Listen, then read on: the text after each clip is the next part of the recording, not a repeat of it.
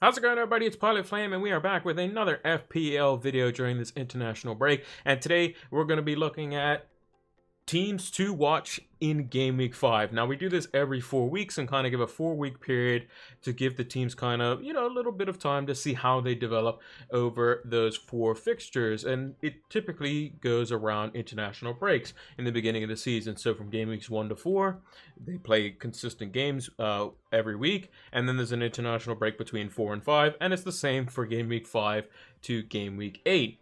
Now, obviously, it's going to be a little bit different when the Christmas period comes around and that sort of stuff, but I'm going to try to do it every 4 weeks. And if you haven't done so already, make sure to like the videos. I think it's a good series, and I see a lot of good feedback on it, as well as our wildcard series and that sort of stuff. It's great to be interacting with you guys in the chat. Make sure to subscribe to the channel if you're new. We're going to have even more videos next week as the Game Week 5 week rolls around, and make sure to turn that notification bell on so that you can get the content as soon as it is readily available. We've gone over 1,000 subscribers as well, so I'd like to thank you all for that once again. Hopefully we can hit 2,000 by the end of the season. At least that's the goal anyway. We might smash it to pieces, we might underperform, but only you guys can do that. So make sure to hit that subscribe button and give us a follow over on Twitter and Twitch. Twitch is where we do our Game Week preview stream, which we'll be doing 2 days from now at the time of recording. I'm recording this on Saturday.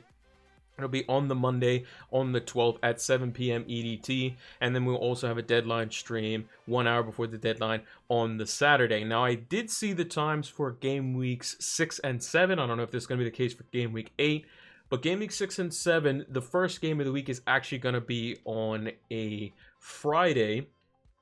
So I'm going to do the deadline streams on the Thursday evening at 7 p.m. EDT. But that's for game week 6 and 7. That's a little bit in the future. And Twitter, we also post bulletins as well, so you can see these videos when they come out or what content is lined up for the week. So make sure to give us a follow over there as well. And without further ado, let's get into the video. So the first team we have on our watch list is Crystal Palace. They have 3 FDR rating of 2 fixtures in Game Week 5, 6, and 8 versus Brighton at home, Fulham away, and Leeds at home, respectively. And then they have a FDR rating of 3 game versus Wolves away in Game Week 7. Now, what I will say is that the FDR rating of 2 games in Game Week 5, 6, and 8 versus Brighton, Fulham, and Leeds are a bit kind of misleading in a sense. Brighton have been very good attacking-wise, as have Leeds, because they create a lot of chances and typically get a lot of goal attempts, whether they be like, half chances or even big chances. Fulham, not so much. They're a bit weaker in that department, and Wolves have been weaker as well in that department, only getting the same number of big chances as Crystal Palace, which is 6. Now, I will say that Crystal Palace are bottom 6 in chances conceded overall in terms of goal attempts. That's with 53, and they're top 3 in big chances conceded with 10. Now, this is largely due to the fact that their defenders have been out. So one of the defenders we have highlighted is Patrick Van Arnholt, who's currently sitting at 5.4 million and could be on penalties as well when he comes back into the team if Milivojevic is on the bench, as Roy Hodgson has been favoring him, not necessarily in the starting lineup, more of as a bench option over the likes of, I think it's James MacArthur and McCarthy. I don't know what McCarthy's first name is, but the two MCs, as it were, in the center of midfield, with Zaha and Ayew kind of playing up front and kind of working with that. Now, the one thing I will say is with this, with Van Arnold coming back in, is that he will be taking potentially Mitchell's spot, who's been filling in at left back. Or he might go to right back and replace Ward and put Mitchell at left back still. Or they might put Van Arnold back at his left back position and put Mitchell in at right back for the time being, while Ferguson, their new signing who hasn't featured for them yet, is out. And another thing to note is that their XG conceded, so the goals that they should have conceded versus the amount of goals that they have conceded, is only 0.26 higher than what it should be. So it's about par for the course based on the defense that they've been showing, which is, it's very good, in terms of what they're doing defensively, with the fact that they have a lot of their defenders out in terms of their center backs as well as their full backs. And I think Van Arnold, being a leader on the pitch, could be someone to come back into the team and help bolster that. Guaita, as we've highlighted here, is a very good shot stopper, and Zaha is proven to be still quite a threat on the break. Now that the transfer window is closed, that could be a different story, because typically Zaha, once the transfer window is closed, tends to drop off in form. But since he's been given the captain's armband, he may still perform as if he wasn't trying to still make a move, which he has done in past seasons. He's kind of dropped off in form when he knows that he has to stay at Palace. That may have changed, his mentality may have changed, and he may realize that Palace is the team for him to stay at long term. But I think Van Arnold, definitely a boost coming in defense. If they could just sort out their, the shots that they concede overall and start creating a few more big chances for themselves, then Crystal Palace is definitely ones to watch from game week 5 onwards.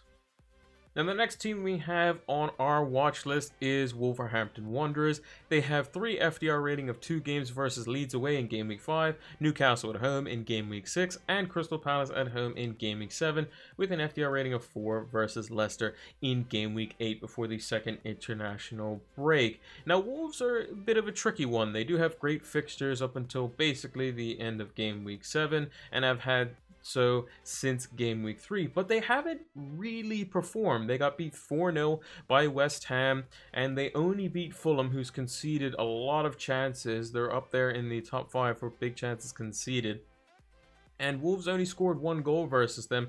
Yes, Raul Jimenez had a 1-on-1. He probably should have scored that. A couple other players. Neto came close as well. Semedo could have potentially scored as well. There's a bunch of different things that they could have done to potentially widen that gap, but they didn't do so, which seems to me that their form, potentially with the style of play that they're trying to change to a bit less, counter-attacking oriented and a bit more, on the front foot, that Nuno is trying to instill in the team. I think that could potentially be, having a little bit of bumps in the road, which could mean that they leak more goals at the back. Again, as we mentioned previously, that they've had the same number of big chances as Crystal Palace with 6, which is in the bottom third of the Premier League table in that category. Their non-penalty XG is only 0.34, which is way less than the likes of Crystal Palace's, which is 1.45, which means they're not getting very many chances or clear-cut chances enough to whereas it should warrant them scoring, which is a bit of a concern if you have the likes of Podence, if you have the likes of Jimenez. They're not necessarily getting a great volume of chances. Their defense has been slightly better, versus Fulham, keeping the clean sheet, but they would need more output than from just Jimenez, as we mentioned that Fulham, who've conceded a significant number of big chances, they should have done more with that, and I think they have to start being clinical like they were last season. There were times where Traore and Jimenez would get 2 chances a game, and they were both going to the back of the net, Traore being the assister, Jimenez being the goal scorer. Now with the dynamic of Podence and Neto potentially rotating, we don't know how that's going to work out. Traore, coming in at right wing now, is he going to start off the bench more often than not like he did in Game Week 4? We'll have to see. I think Nuno's trying to experiment in that regard. However, I still think if you have Wolves players, I would say keep hold of them. I would encourage to probably bring some more in. Semedo, as we mentioned, is another one at 5.5. Could be a great value pick for clean sheets, especially versus Newcastle and Crystal Palace, who don't get many big chances overall. Leeds could be a bit of a sticky one, considering they do like to get a lot of chances and create a lot of chances for themselves while sacrificing heavily at the back, which could favor your attacking assets for the likes of Podence and Jimenez and Neto if you have them, or Traore, these sorts of players, or even the wingbacks in Semedo and whoever's playing at left wingback, which last game versus Fulham was Roman Saiss, so we'll have to see on that front. I'm not sure when Marçal is supposed to be back, because he would probably slot in there and Saiss would move into the back 3. But we'll have to see on that front. I know that if you have Jimenez, he's pretty safe.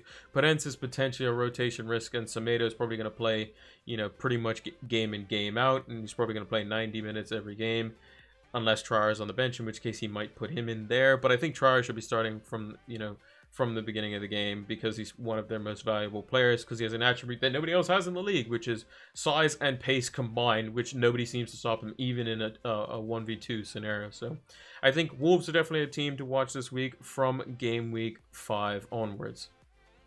Now, the third team that we have on our list makes its return from the Game Week 1 series that we did for teams to watch, and that is Tottenham Hotspurs. They still have a great run of fixtures, 3 games with an FDR rating of 2 versus West Ham at home, Brighton at home, and West Brom away in Game Weeks 5, 7, and 8 respectively, and then an FDR rating of 3 versus Burnley away in Game Week 6. However, Burnley have been very lackluster defensively while not having Tarkowski and me in their lineup in the center back roles.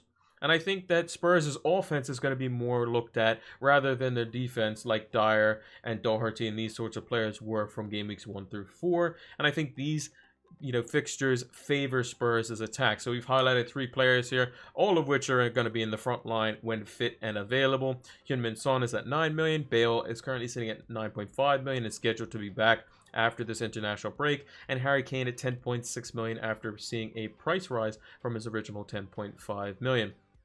Now, Spurs have had the most big chances in the league with 17. They're also in the top half for big chances conceded. However, they're very good at preventing shots on target, which makes it a lot easier for them to hit on the break. So if shots are off target, they're potentially being blocked by defenders. Maybe they're easy to save for the goalkeeper, or they're much weaker shots that could be, just kind of left out for a goal kick, which gives Spurs back possession, which is, ideally what they want. They want to basically ward off attacks and then break on the counter.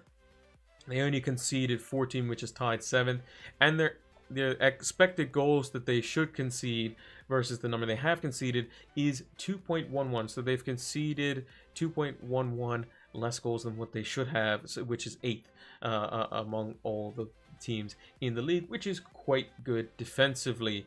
Bale is also going to enhance their XG as well. He's going to be another option that people have to worry about on the counter. So when Kane picks up the ball in a much deeper position and goes to look for a play in behind, people are going to have to worry about Son on one side and Bale on the other, and it's going to potentially be 2 center backs versus these 2 types of players. And I think I'm going to favor these 2 on the break better than most center backs in the league. Like if you look at Liverpool, they had trouble dealing with the likes of Watkins and the likes of Trezeguet and Jack Grealish on the break. Imagine what Son and Bale could potentially do versus the likes of Joe Gomez and Trent Alexander-Arnold, who aren't very good defensively. Even the really, really solid defensive teams like Wolves, if they're trying to play this more expansive style of play, or maybe even the slightest, gap is left for Son or Bale, they can definitely get in behind. I think that Bale could definitely provide something different in terms of what the likes of Lucas Moura or Lamela brings.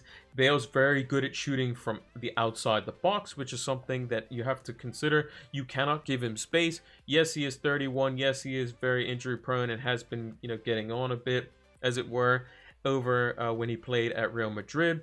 But he hasn't had consistent playing time in recent years in terms of like playing a full season. If he can do that with Spurs, he can definitely provide fantastic value. And I think that we could potentially see a Spurs triple up if these fixtures continue to be a good later on in the season, and we know what we can get from Bale, Son, and Kane when they all play in the same system. But for now, I think Son and Kane are probably the safer bets, with Bale kind of keeping an eye on it for at least Game Week 5 and 6. We have to see kind of how his fitness plays out, but I would definitely be looking at all of these guys from Game Week 5 onwards. And the last team we have on our ones to watch list here is Brighton Hove Albion. Their first 2 fixtures in this set of 4 are versus Crystal Palace away and West Brom at home, which are both FDR ratings of 2. Then they have a bit of a rougher patch in Game Week 7 and 8 versus Spurs away and Burnley at home, FDR ratings of 4 and 3 respectively.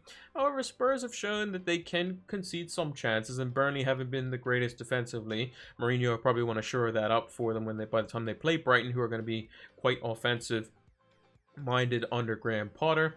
And the players that we've highlighted here are basically attacking players in that sense. Lamptey, a very attacking fullback at 4.7 million. Trossard at 6 million is a very good outlet for the wide options for Brighton. And then Malpai at 6.6 million, seeing a price increase in the forward line, another penalty taker for a Premier League side. Now, with this team, we're looking at their offense. So how good are they? Well, they're top 5 for big chances created with 10, and they've also conceded the 6th lowest amount of goal attempts versus opposition And the thing is, their defense could be a lot better. They've conceded just over 5 more goals than what they should have this season. So the likes of Tarek Lamptey has been, kind of gypped out on, in a sense, on the amount of points that he could have. I believe it was game weeks 1 through 3. He got an assist in every single one of those games, but only came out with like 3 to 4 points.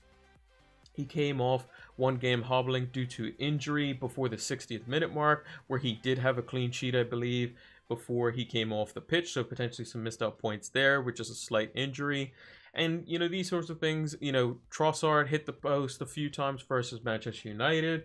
There's a bunch of different players that could definitely be, performing a lot better if their luck was kind of swayed in their favor. And once Brighton start keeping these clean sheets, they're definitely going to be a threat with the likes of Lamptey and Trossard and Maupay and these sorts of players in the team. Once Basuma, Ben White, Lewis Dunk, and Webster in the, kind of the defensive force of Basuma being like the midfield screener in front and then the back three. Once they start or are able to basically funnel easier shots that they're conceding into the likes of Ryan, setting up a little bit better as they transition back when receiving a counter attack, because they play very attacking football and like to push men forward. Once they kind of cut out those like sillier chances or the more clear-cut chances for the opposition, then they're definitely going to be a threat. We'll see the likes of Lamptey's stock rise as he starts to keep clean sheets as well as getting attacking returns. I mean, against Manchester United, he got inside the box and won a penalty for his team, which they put away, and Maupay did quite spectacularly with just a little chip down the middle. Trossard is another one that's kind of to keep an eye on, mainly because he's very attacking, gets involved, gets shots, could potentially be on some set plays as well. But also, as our team value starts to increase, we're going to be looking at the 4.5 million players in basically all, positions and start to potentially upgrade those. So that 4.5 million midfielder could become a 5, a 5.5, potentially a 6, where Trossard is at. And he could be quite valuable there. And he could potentially be replacing, some midfielders that people had previously. So people for the start of the season, players we're looking at Armstrong, they're looking at St. Maximin, these sorts of players. Trossard could potentially be better value just by getting 0.5 million more. Maupay is another one that's providing great value at 6.6 million. He's kind of in that bracket of the very cheap forwards.